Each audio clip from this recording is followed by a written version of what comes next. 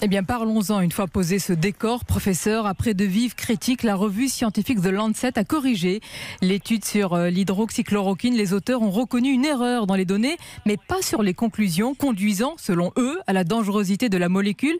Est-ce que vous contestez toujours l'étude et ces données ?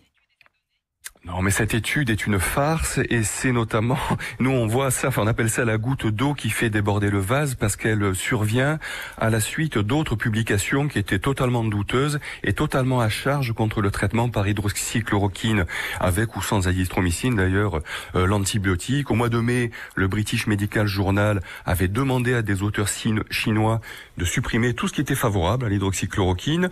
Une étude française également, toujours dans le British Medical Journal, l'équipe du professeur Lescure à Bichat, avec de faibles effectifs, n'avait pas analysé le groupe hydroxychloroquine, azithromycine, qui pourtant avait soigné les patients sans aucun mort ni aucun passage de réanimation. Et en fait, le New England Journal of Medicine, qui est un des plus grands journaux du monde, où on retrouve d'ailleurs le professeur Lescure, a fait une publication qui était carrément payée par la firme Gilead. Donc cette étude du Lancet, c'est une de plus, mais là on est quand même dans le meilleur journal du monde et donc c'est assez catastrophique. Avec deux auteurs, je vous le disais, professeur, qui reconnaissent la publication d'un tableau de données redressé en lieu et place de données brutes. C'est leur seul tort si on les entend.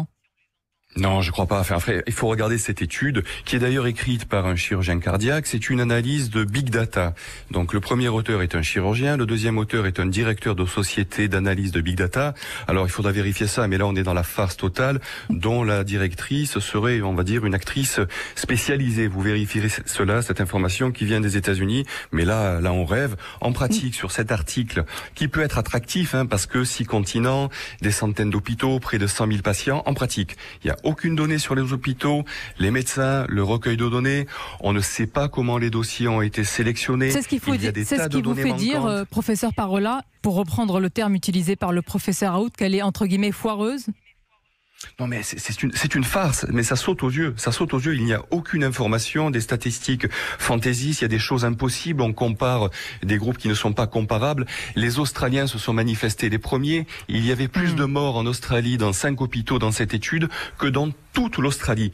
Il suffit d'aller sur internet, des tas et des tas de scientifiques à travers le monde et nous avons co-signé avec d'autres experts internationaux une lettre qui mettait en évidence tout le fake de cette étude. C'est énorme. Professeur Parola, vous parlez de la qualité des scientifiques et je note là depuis tout à l'heure que vous m'avez parlé des auteurs de cette étude. Vous avez dit qu'il y avait un chirurgien cardiaque et un directeur de société de gestion de big data. Pourquoi c'est important de les situer ? Écoutez, au bout d'un moment, il faut savoir qui écrit et qui explique les choses, qui analyse. Pour quelle raison ? Il y a un conflit d'intérêts ? Alors pour ces auteurs-là, je n'en sais rien. Ce qui est clair, c'est on verra bien le rôle de l'industrie pharmaceutique et des conflits d'intérêts dans tout ce débat contre l'hydroxychloroquine associée à l'azithromycine. Moi, je suis resté, combien de fois, j'ai été troublé par l'article sur le site internet de Marianne du 18 mai qui exposait les conflits d'intérêts majeurs, c'est-à-dire l'argent que l'on reçoit des firmes, de l'industrie pharmaceutique, c'est de l'argent légal, mais attention, il faut le signaler quand vous conseillez un ministre, le signaler quand vous écrivez un article scientifique. Mais allons jusqu'au bout de votre raisonnement, professeur Parola. Ça voudrait dire que les auteurs, ou en tout cas certains scientifiques qui ont publié sur l'hydroxychloroquine ont reçu de l'argent, légalement de l'argent de l'industrie pharmaceutique, cet argent qui aurait pu influencer leur jugement. C'est cela que vous dénoncez ?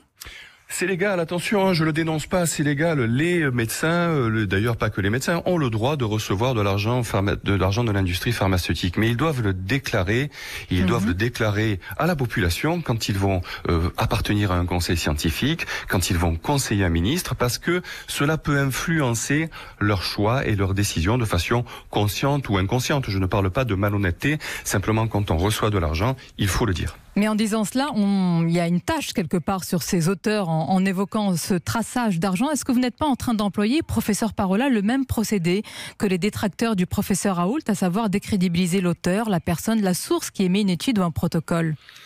Non, là encore, pour le Lancet, c'est très technique. Hein. Tout le monde à travers le monde, n'importe quel scientifique, n'importe lequel de mes étudiants a vu que cette étude était fake. Vos Je parle de étudiants façon l'ont plus remarqué générale. Vos étudiants l'ont tout de Oui, mais suite bien sûr, mais remarqué.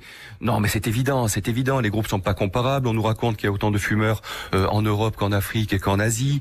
Enfin non, c'est pas possible. Ça saute aux yeux. On peut se demander pourquoi les autorités ne l'ont pas vu tout de suite d'ailleurs, mais ça saute aux yeux. Pardonnez-moi, ça veut dire que ça a sauté aux yeux d'un de vos étudiants et pas au ministre de la Santé, Olivier Véran? Écoutez, je ne sais pas s'il l'a lu très clairement. Je pense pas d'ailleurs, parce que c'est pas possible. Ça se voit beaucoup. Les ministres ont beaucoup de travail. Ce qui est plus inquiétant, c'est que je pense qu'il a un entourage, il a un cabinet qui normalement doit décrypter la littérature scientifique avant de prendre une décision, soit sur le coup de l'émotion, soit avec d'autres paramètres que je ne maîtrise pas. Mais ça fait 2 fois. Il y a quelques semaines, le ministre avait également brandi à l'Assemblée une étude là aussi qui était tout à fait étonnante avec des malades très très sévères aux États-Unis où bien sûr rien ne marchait. C'était flagrant. Donc là, je ne sais pas. Je peux pas vous répondre. Le ministre pourra s'expliquer si c'est lui, si c'est son entourage. En tout cas, je pense qu'il faut être très prudent dans les articles scientifiques. Je l'ai déjà dit, la presse scientifique est devenue une presse d'opinion. Il faut faire attention à ça. Les articles, il faut les lire. Il faut pas lire que les titres. Il faut pas lire que le résumé. Il faut lire le contenu et surtout prendre le temps avant de prendre des décisions, notamment quand on prend des décisions pour le pays.